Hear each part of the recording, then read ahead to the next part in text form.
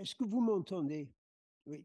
Monseigneur le grand chancelier de la faculté de théologie, monsieur le doyen de la faculté de théologie, et je voudrais aussi saluer la chorale qui vient de nous interpréter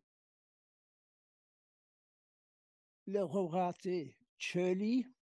Au fond, euh, tout est déjà dit. Le, le reste de ma conférence, ce sera de la littérature. Donc, merci beaucoup pour vos chaleureux mots de bienvenue et merci évidemment pour l'honneur que vous me faites en promouvant ma candidature au doctorat honoris causa. J'ai choisi comme thème l'évangile du salut et les tressaillements de la foi. Le vendredi 22 et le samedi 23 septembre 2023, le pape François a passé 2 jours mémorables dans la ville de Marseille, la cité phocéenne. Des nombreux temps forts de ces journées, je retiens 2 thèmes et un mot de passe.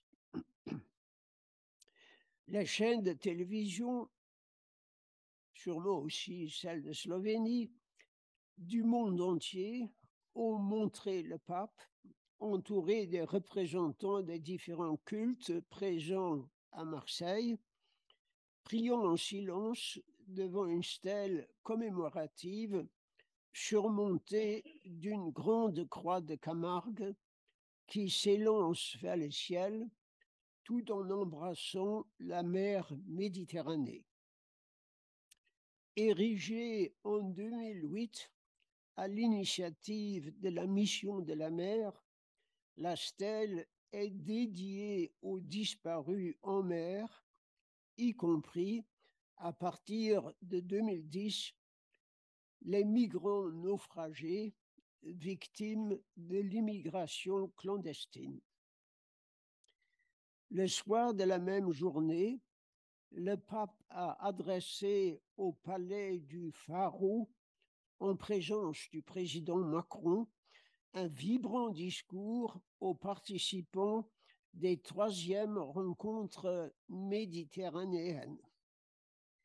Il y présentait le Mare Nostrum comme un vaste espace de rencontre, je le cite, entre les religions abrahamiques, entre les pensées grecques, latines et arabes, entre la science, la philosophie et le droit, et entre bien d'autres réalités, espace qui a permis de diffuser dans le monde, je cite encore, la haute valeur de l'être humain doté de liberté, ouvert à la vérité et en mal de salut, qui voit le monde comme une merveille à découvrir et un jardin à habiter sous le signe d'un Dieu qui fait alliance avec les hommes. Fin de citation.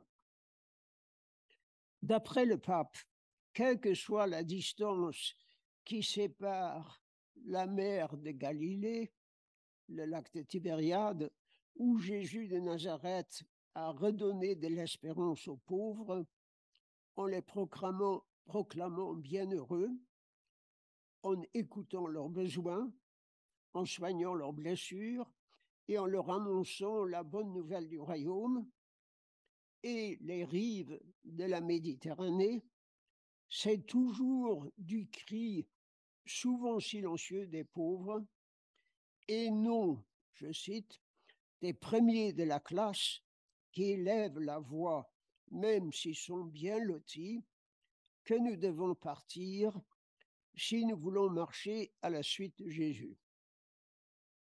Pour cela, il ne faut pas se contenter de l'engagement souvent défaillant des institutions. Il faut en plus, je cite encore, un sursaut de conscience pour dire non à l'illégalité et oui à la solidarité, et qui souligne malicieusement le pape, qui ne manque pas d'humour, nous avons eu beaucoup d'occasions de le vérifier, n'est pas une goutte d'eau dans la mer, mais l'élément indispensable pour en purifier les eaux. Fin de citation. Le ton se faisait plus dramatique avec la déclaration que ceux qui risquent leur vie en mer n'envahissent pas. Ils cherchent hospitalité et que le Mare Nostrum crie justice avec ses rivages où d'un côté règne l'opulence, le consumérisme et le gaspillage, et de l'autre la pauvreté et la précarité. Non seulement le triple devoir de solidarité, de justice sociale et de charité universelle n'a rien perdu de son actualité, mais il nous confronte à la possibilité d'un naufrage de civilisation, c'est la formule du pape, dont le naufrage des migrants est le symbole. L'avenir, en effet, ne sera pas dans la fermeture, qui est un retour au passé, une inversion de marche sur le chemin de l'histoire. Contre le terrible fléau de l'exploitation des êtres humains, la solution n'est pas de rejeter, mais d'assurer, selon les possibilités de chacun, un grand nombre d'entrées légales et régulières, durables, grâce à un accueil équitable de la part du continent européen, dans le cadre d'une collaboration active avec les pays d'origine. Dire assez, c'est au contraire fermer les yeux. Tenter maintenant de se sauver se transformera demain en tragédie, exhorte le pape. Alors que les générations futures nous remercieront pour avoir su créer les conditions d'une intégration indispensable, elles nous accuseront pour n'avoir favorisé que des assimilations stériles. Nous, chrétiens, prévient le pape, qui croyons au Dieu fait homme, à l'homme unique et inimitable, qui sur les rives de la Méditerranée s'est dit chemin, vérité et vie, Jean 14, 6, nous ne pouvons pas accepter que les voies de la rencontre soient fermées, que la vérité du Dieu argent l'emporte sur la dignité de l'homme, que la vie se transforme en mort. Ces messages adressés aux chrétiens se doublent d'un message politique qui a fait grincer les dents de plusieurs responsables politiques, y compris ceux qui se targuent d'être les défenseurs des valeurs chrétiennes. Je ne vous donne pas des noms, mais vous pouvez les rechercher. La mer, dit le pape, est source de vie. Et c'est aussi un lieu qui évoque la tragédie des naufragés. Nous sommes réunis en mémoire de ceux qui n'ont pas survécu, qui n'ont pas été sauvés. Ce sont des noms et des prénoms, ce sont des vies brisées et des rêves anéantis. Je pense à tant de frères et sœurs noyés dans la peur, avec les espérances qu'ils portaient dans leur cœur. Devant un tel drame, les mots ne servent à rien. Il faut des actes, des actes.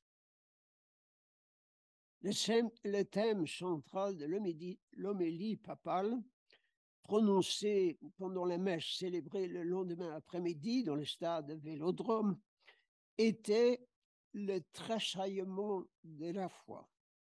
Dans son homélie, le pape s'appuyait sur le verset de l'évangile de Luc. Quand Élisabeth entendit la salutation de Marie, l'enfant tressaillit, en grec eskirtesen, on pourrait aussi traduire, faisait des bonds de joie en elle. Luc 1, 41. Bouger, remuer, bondir, tressaillir. Quelle que soit la traduction que nous adoptions, l'important est que nous avons affaire au signe d'une vie nouvelle qui commence à se manifester, discrètement mais activement. Pour le pape, en dehors de ce tressaillement devant la vie, il ne saurait y avoir de foi vivante. Je cite, « Tressaillir, c'est être touché à l'intérieur, avoir un frémissement intérieur, sentir que quelque chose bouge dans notre cœur, à la différence du cœur froid et plat qui traîne la vie de manière mécanique, sans passion, sans élan, sans désir. » Aux yeux du pape, les maux qui rongent nos sociétés européennes ont pour nom cynisme, désenchantement, résignation, incertitude. Ce sont autant de signes d'une vie sans tressaillement que quelqu'un, le pape a oublié de déclarer ses sources, je corrige cette omission, il s'agit de Spinoza, a appelé passion triste. On aurait tort de réduire le tressaillement de la foi à une exultation jubilatoire. Il y a un temps pour tressaillir, aurait dit Coëlette, il y a un temps pour frémir. On peut tressaillir d'allégresse, mais aussi d'effroi devant des situations intolérables, comme celle des migrants péris en mer, faute de secours, ou frémir d'angoisse. Aucune de ces expériences n'est épargnée aux croyants qui reconnaissent l'œuvre de Dieu. Je cite le beau langage poétique du pape. Nous avons aussi, ça me frappe de plus en plus, non seulement un pape prophète, cela on l'a compris, mais même un pape, un pape poète, qui dit d'ailleurs publiquement, je pense que c'est le premier pape de l'histoire qui le dit, quels sont ses rêves. Donc, qui reconnaissent l'œuvre de Dieu dans le fleurissement des jours, y reçoivent un regard nouveau pour voir la réalité. L'un des signes d'authenticité de la foi est qu'en elle, le tressaillement devant la vie provoque aussi, et on pourrait dire inséparablement, un tressaillement devant le prochain, un tressaillement de miséricorde devant la chair blessée de ceux qu'il rencontre.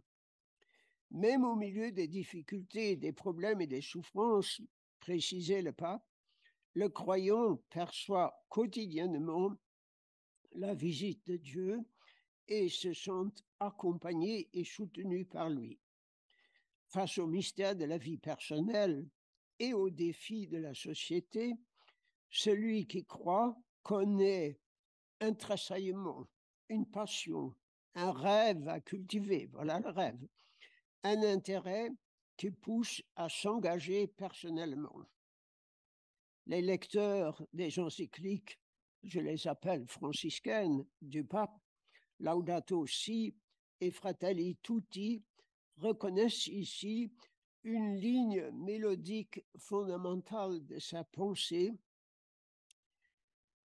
Nous voulons être des chrétiens qui rencontrent Dieu par la prière et nos frères par l'amour, des chrétiens qui tressaillent, vibrent accueille le feu de l'esprit peut se laisser brûler par les questions d'aujourd'hui, par les défis de la Méditerranée, par le cri des pauvres, par les saintes utopies de fraternité et de paix qui attendent d'être réalisées. Fin de citation.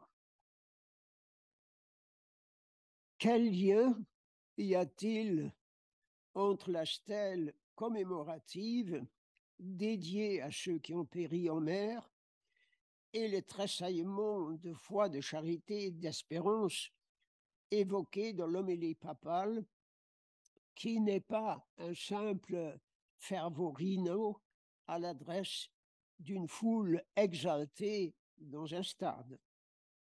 La réponse que je voudrais explorer dans cette conférence se greffe sur la formule que j'ai citée tout à l'heure: l'être humain doté de liberté, ouvert à la vérité et en mal de salut. Au premier point, la sotériologie au carrefour de l'histoire des religions, de la théologie et de la philosophie. En mal de salut. Le mot salut fait partie du langage de base de la foi judéo-chrétienne et de beaucoup d'autres religions. En théologie chrétienne, il a donné naissance au terme savant de sotériologie. Même si ce terme est employé principalement par des théologiens chrétiens, il ne leur est pas réservé. L'historien des religions, Gustav Mensching, il est vrai que c'est un ancien théologien, soulignait que la religion comme telle n'existe pas. Le phénomène religieux ne nous est accessible qu'à travers la multiplicité de ses manifestations historiques, ou, pour exprimer la même affirmation dans une image employée par Mensching lui-même, il n'y a qu'une lune au ciel, mais d'innombrables reflets dans l'eau. Ce sont ces reflets qui constituent la matière de l'historien des religions. Ce qui permet de les différencier, c'est notamment la conception qu'elles se font du salut. Un rationalisme étriqué qui ne jure que par les pouvoirs de la raison estime que la notion de salut excède les compétences de la rationalité philosophique et doit donc être abandonnée aux théologiens. Mais j'en peux également défendre, c'est ma conviction, pour des raisons à la fois historiques et systématiques, l'idée que la philosophie peut-être même doit prendre en charge cette notion, comme l'a fait de façon magistrale Franz Rosenzweig dans son Étoile de la Rédemption, Stern der Erlösung, qui est l'un de mes livres de chevet, à côté des Confessions de Saint-Augustin. En écho à la visite pastorale du pape à Marseille, je partirai d'une définition minimaliste de la sotériologie, directement inspirée des épîtres pastorales à Timothée et à Tite, dont les destinataires sont des chrétiens de la 3e génération, fortement marqués par la culture hellénistique.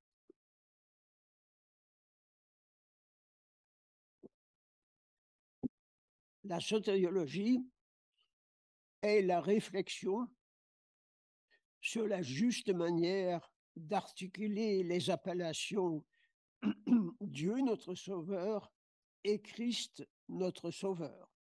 Articulation qui, dans les épîtres pastorales, passe par le verbe grec epiphanein, apparaître, se manifester, et le substantif epiphaneia, apparition, qui est d'ailleurs le mot de passe de toutes ces épîtres.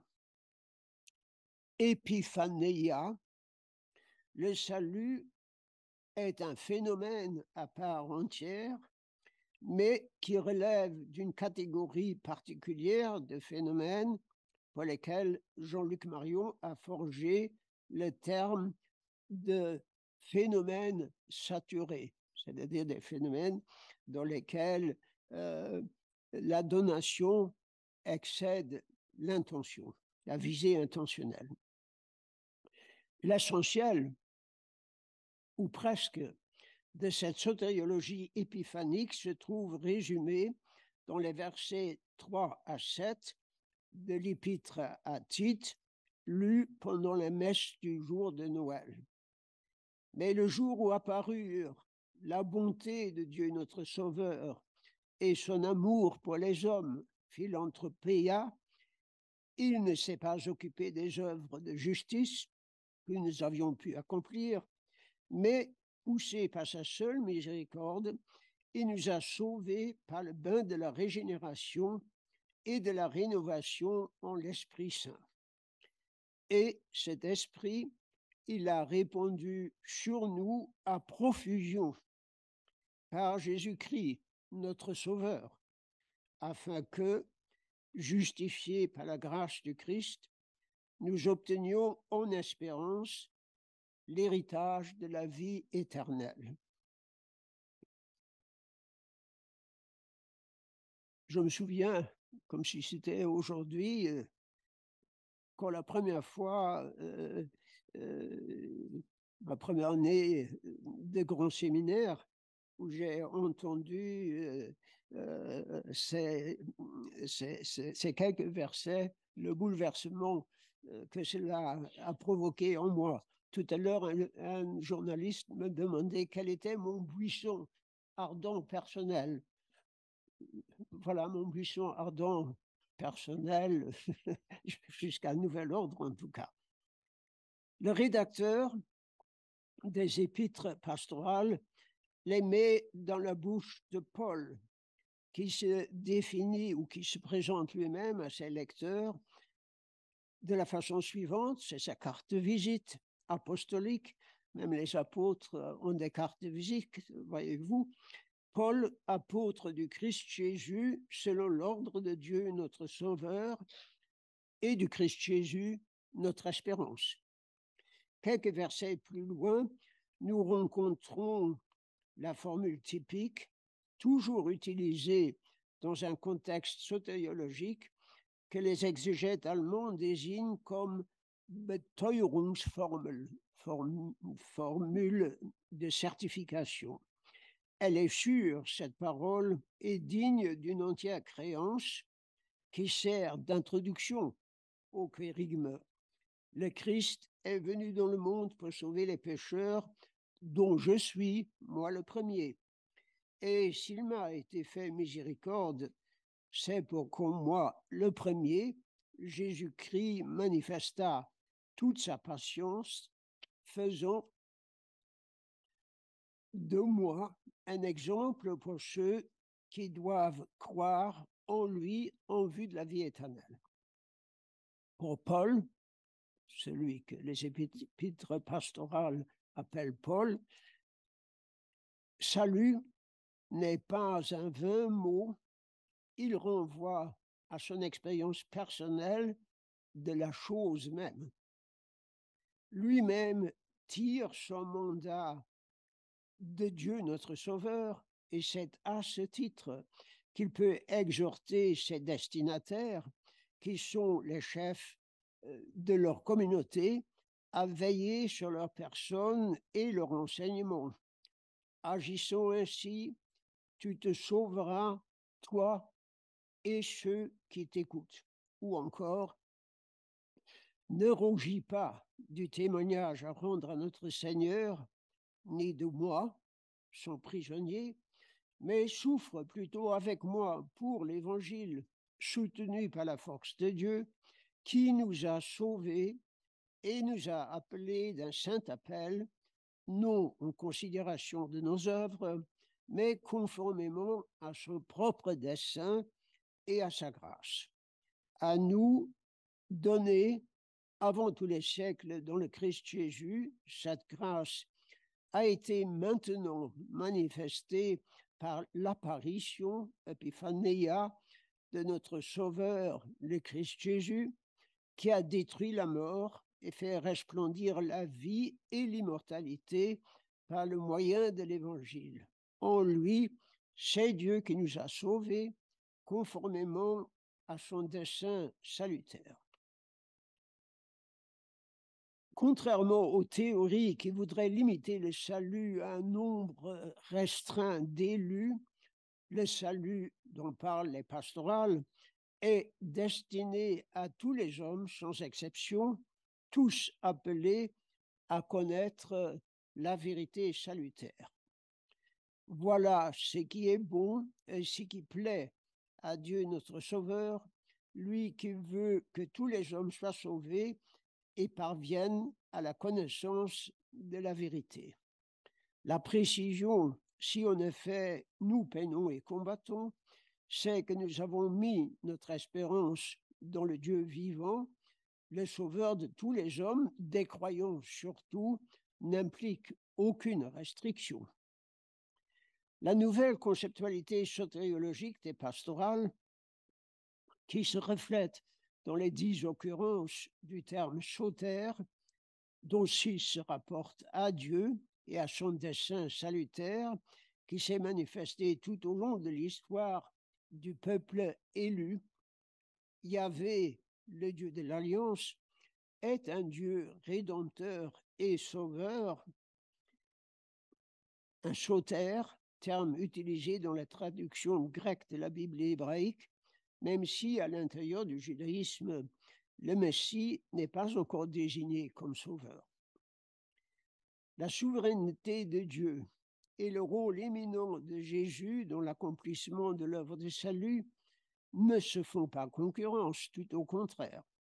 On ne peut désigner Jésus comme notre Sauveur que si l'on accorde d'abord crédit à l'appellation Dieu, notre Sauveur, en se plaçant dans la perspective d'une histoire du salut initiée et dirigée par Dieu. Entre Dieu et Jésus ne s'interpose aucune autre figure salutaire, car Jésus est l'ultime parole de salut que Dieu adresse aux hommes. Dès à présent, il faut vivre en conformité avec l'épiphanéia christique, manifestation ultime de l'irruption du divin dans le monde présent. Le plus court chemin pour comprendre l'idée judéo-chrétienne du salut et de la rédemption passe par la riche polyphonie du texte biblique.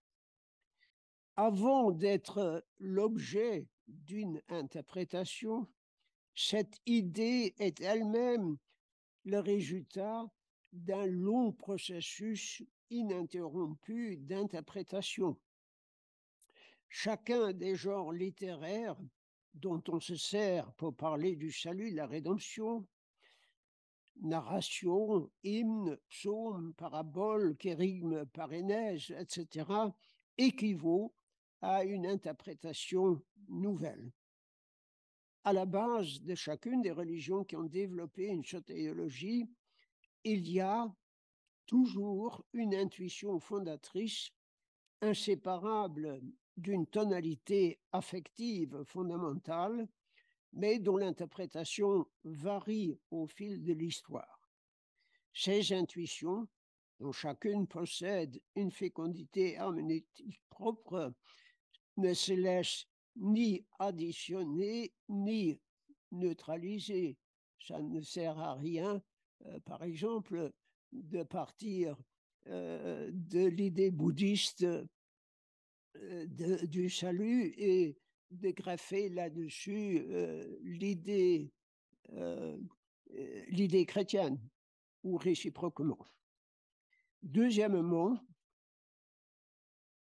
réparer le monde, une tâche imprescriptible. Je reviens un instant à l'Ancien Testament. Le mot hébreu, geoula, qui signifie libération, rachat, renvoie à l'expérience fondatrice de la libération de l'esclavage égyptien du peuple d'Israël, attribuée à une puissante intervention divine. Ce terme fait partie du lexique de base de la prière juive, comme le montre la prière Tefilat ha-Amida Shemoneh Esrei, ou en abrégé Amida. Cette prière, qui n'a de sens que si elle est récitée avec tout son cœur et toute son âme, Avoda Shebalef, autrement dit que si elle fait tressaillir Laurent, ou peut-être faire ce mouvement, c'est la même chose, fut composée à l'époque de la Mishnah après la destruction du deuxième temple. Elle comporte 18 bénédictions récitées debout 4 fois par jour par les Juifs pieux. Nous y trouvons notamment les demandes qui ont pour objet la bina, le discernement, la teshuva, le repentir ou le retour, la selia, le pardon, et la geoula, la rédemption, et la kedushat Hashem, la sanctification du nom divin. Ces termes dessinent en creux une certaine idée du salut qui a pour origine le Dieu des patriarches Abraham, Isaac et Jacob. Appelé aussi le bouclier d'Abraham, un Dieu grand, puissant et redoutable, créateur de tout, qui se souvient des mérites des pères et apporte le Rédempteur, Isaïe 59, 20, aux fils de leur fils.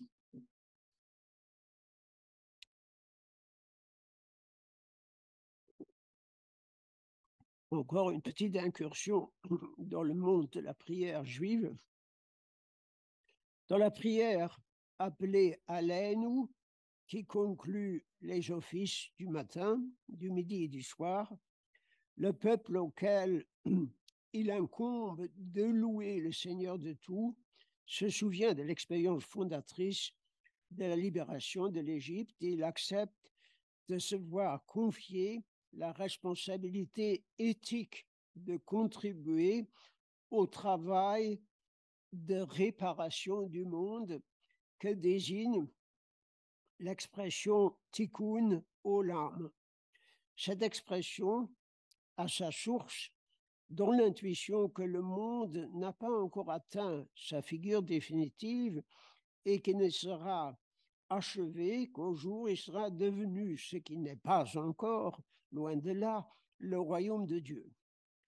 Toute la troisième partie de l'étoile de la rédemption de Rosenzweig explicite les enjeux herméneutiques de cette intuition fondatrice qui concerne aussi bien l'eschatologie juive que l'eschatologie chrétienne. Forgée par les rabbins du IIIe siècle, la notion de tikkun olam a suscité un immense travail d'interprétation qui se poursuit encore aujourd'hui concernant la signification exacte du terme réparer, metaken. L'œuvre la plus célèbre du corpus kabbalistique, le Sefer HaZohar, le livre de la splendeur d'Isaac de Léon, contient une conception herméneutique du salut où tout dépend de la manière dont on déchiffre le texte saint en s'efforçant de voir les choses les plus courantes, les plus habituelles, comme si on les regardait pour la première fois. Je note ici une étrange coïncidence entre ce que nous a dit le pape à Marseille, apprendre à regarder le monde avec un regard nouveau et ce thème kabbalistique. Je ne discuterai pas ici en détail les spéculations audacieuses d'Isaac Luria relatives à la brisure des 10 vases contenant la lumière divine suite à l'autocontraction Tzimtzum de l'Ensof au moment de la création, mais il est quand même important de noter que c'est un thème qui a fasciné un grand nombre de philosophes, de Pic de la Mirandole à la Renaissance jusqu'à Spinoza et Leibniz et au-delà. Ce qui m'importe, c'est l'idée que nous pouvons nous faire aujourd'hui de la réparation du monde. Et ce qui m'importe encore plus, c'est que sa tâche incombe aussi bien aux Juifs qu'aux chrétiens. Réparer, est-ce corriger, redresser, restaurer, améliorer, voire perfectionner? Nous devinons l'immense conflit des interprétations que suscitent ces questions. Certains commentateurs contemporains n'hésitent pas à mettre le tikkun olam au service de causes qui n'ont qu'un rapport lointain avec la Torah, telles que l'écologie, la protection des animaux ou le progressisme révolutionnaire. Nous en trouvons un exemple suggestif dans le livre Pièces d'identité du philosophe français Bernard-Henri Lévy. À l'époque où j'ai fait sa connaissance, il faisait partie du trio dit des philosophes nouveaux, Henri Lévy, Jean-Luc Marion et Philippe Nemo. Entre-temps, lui comme moi, nous sommes plutôt classés dans la catégorie philosophe ancien. Il nous propose une interprétation de la doctrine de la brisure des vases et du thème de la réparation. Je cite juste une formule qui me semble la plus suggestive. Non plus sauver le monde, encore moins le recommencer, mais juste le réparer, à la façon dont on répare les vases brisés. Il est très beau, ce mot de réparation. Il est modeste, il est sage, mais il est aussi vertigineux, écrit le philosophe. Et il a bien raison.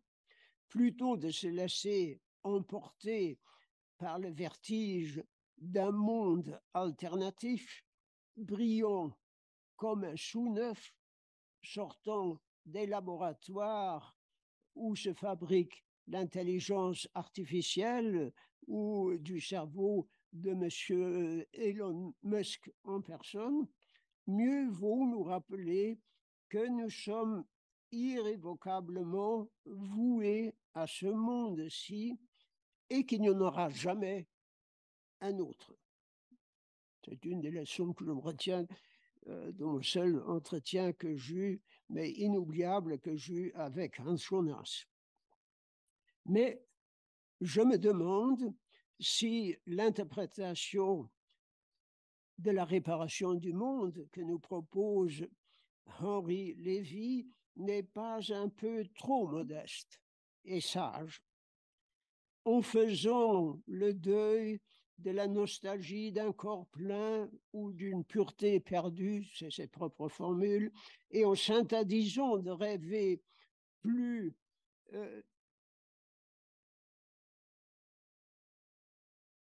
d'un vase d'avant la brisure ou d'un vase dont on hallucinerait qui n'a jamais été brisé, il renonce à tout, je le cite, ce qui ressemble à de l'eschatologie ou de la théodicée, et ne parlant que du présent, il occulte, me semble-t-il, la pointe sotériologique de la doctrine du tikkun olam, à savoir l'idée de royaume de Dieu.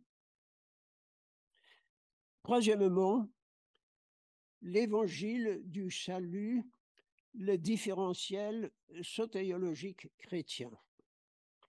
Rien ne nous permet de supposer que la tâche de réparer le monde soit étrangère à la foi chrétienne.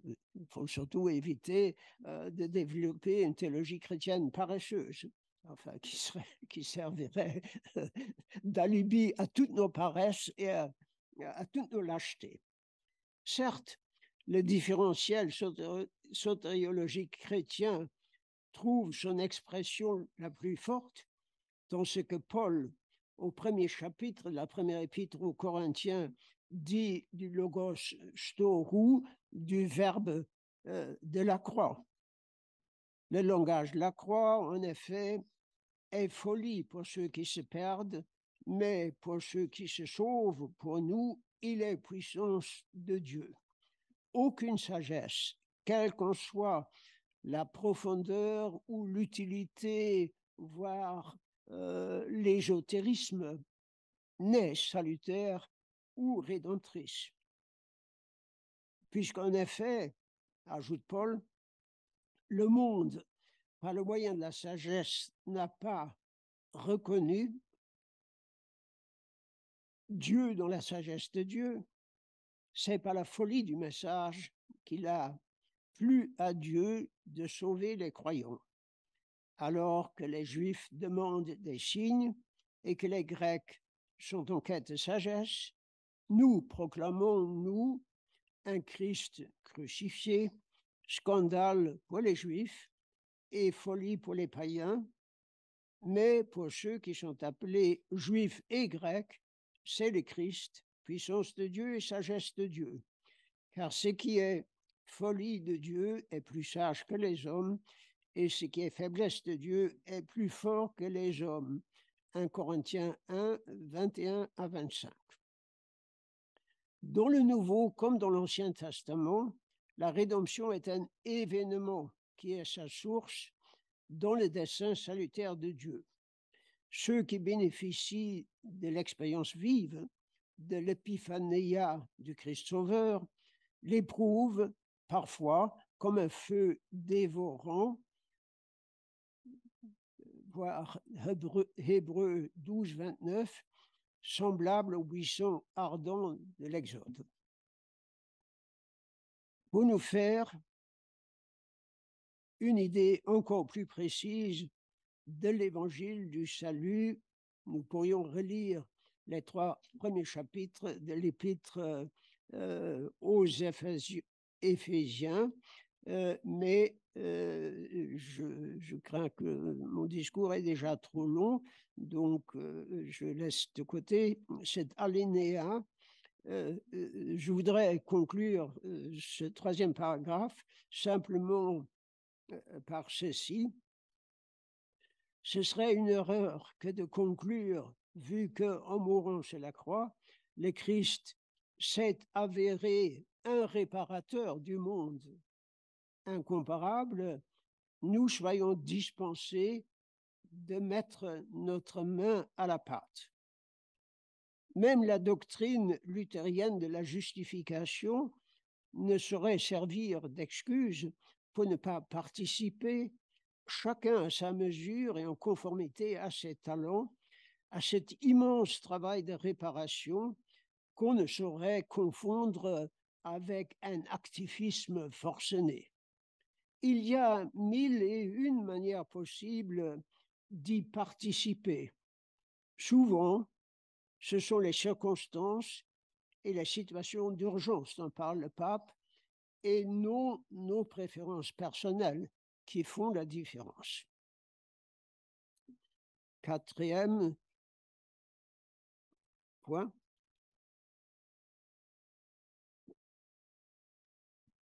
J'essaierai d'être aussi bref que possible, mais c'est un point qui me tient vraiment à cœur. Je crie vers toi pour une approche herméneutique de la sotériologie du psautier. En 1957, le philosophe de la religion français, Henri Duméry, publia un ouvrage qui fit beaucoup de bruit et qui lui valut d'être mis à l'index des livres prohibés qui existaient encore à l'époque. La foi n'est pas un cri.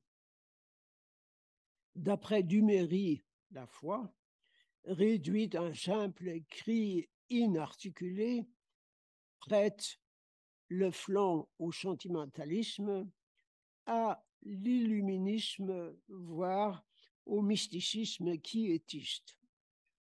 Si même dans ses expressions les plus élémentaires, la foi ne contenait pas déjà de la pensée et ne donnait pas à penser, la formule fides quaerens intellectum n'aurait pas de sens. Mais même si l'on insiste avec Duméry sur le rôle que les médiations intellectuelles, culturelles et institutionnelles jouent dans la transmission de la foi, on ne saurait ignorer le fait que dans certaines de ces expériences, de ces expressions, la foi ressemble bel et bien à un cri. Pour s'en convaincre, il suffit de parcourir le psautier, ce que, à de très rares exceptions près, les philosophes contemporains omettent de faire. L'appel au secours désespéré des migrants qui périssent dans la Méditerranée, qui se transforme de plus en plus en un vaste cimetière, comme le pape le rappelait encore à Marseille, nous invite à relire les psaumes de lamentation individuelle ou collective qui, à eux seuls, occupent presque un quart du recueil, en nous demandant quelle idée du salut s'y trouve exprimée.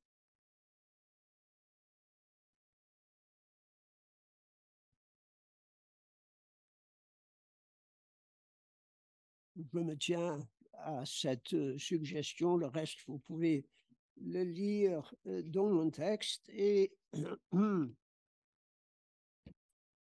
j'arrive à mon cinquième et dernier point.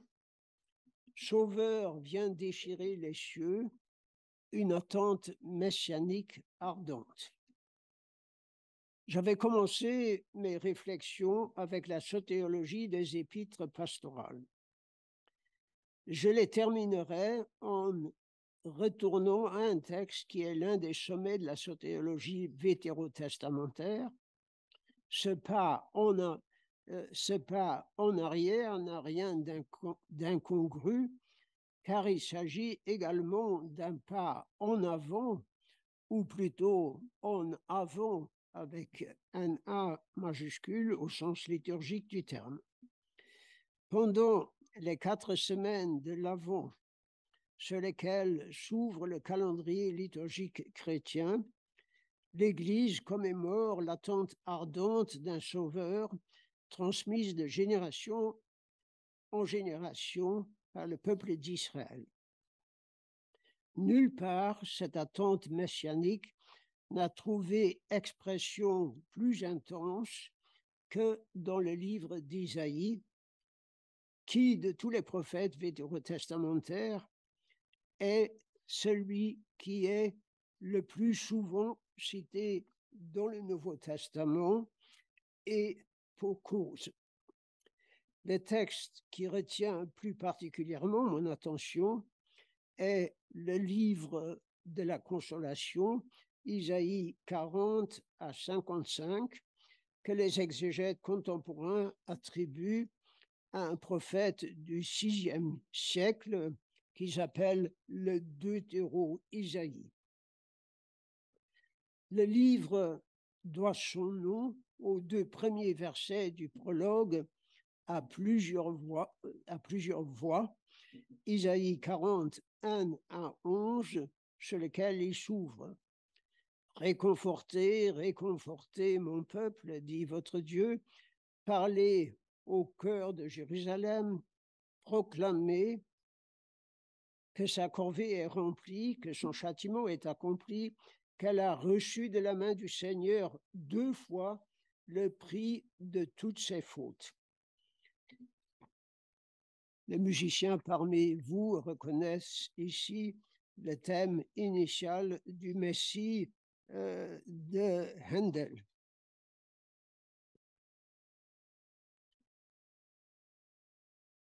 Là aussi, je saute un certain nombre de réflexions que m'a inspiré la lecture de cet extraordinaire livre des consolations. Et je passe tout de suite, je dis pour les traducteurs que je suis en bas de ma page 9, au verset Isaïe 43, 1.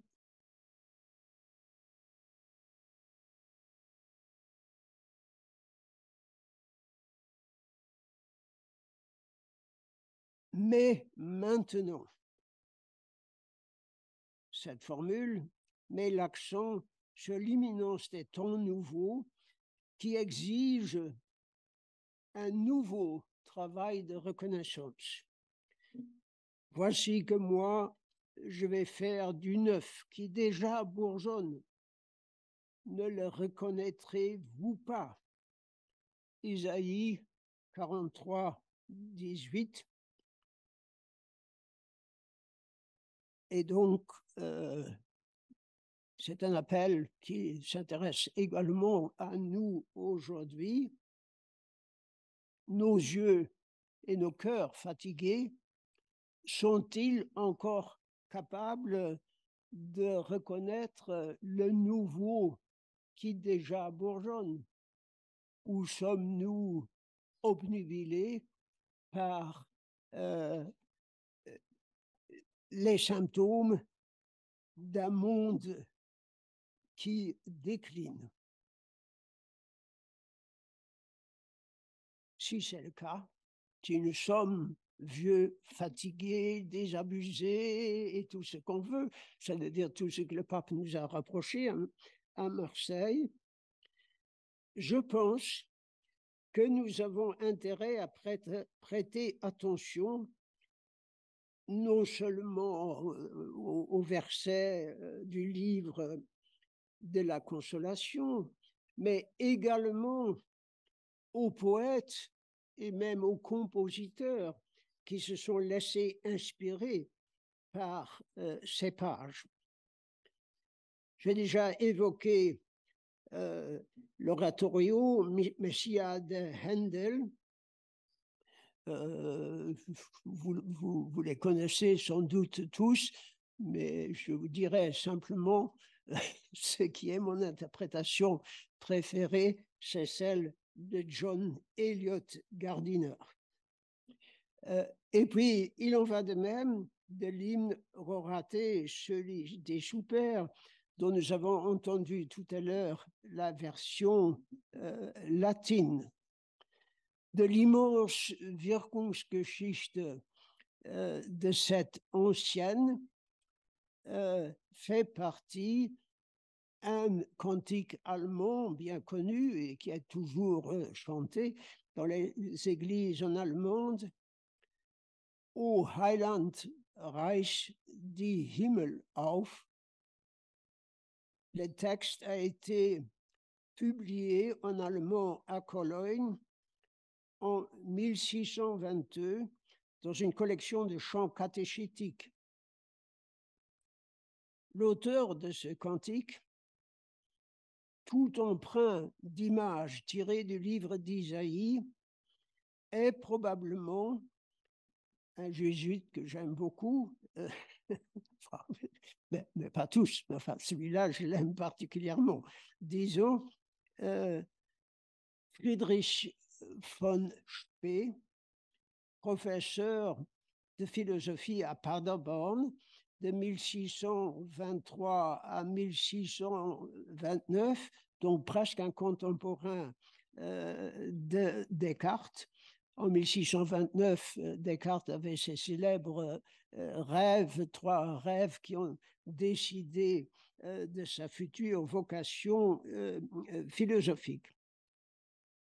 Mais von Spee est également connu pour une autre raison extrêmement importante. Il est l'auteur d'un traité de droit et d'éthique, la célèbre Cautio Criminalis, dans lequel il dénonce fermement les aveux de sorcellerie extorqués sous la torture. Et on peut dire que ça, ce fut certainement une contribution importante à la réparation du monde.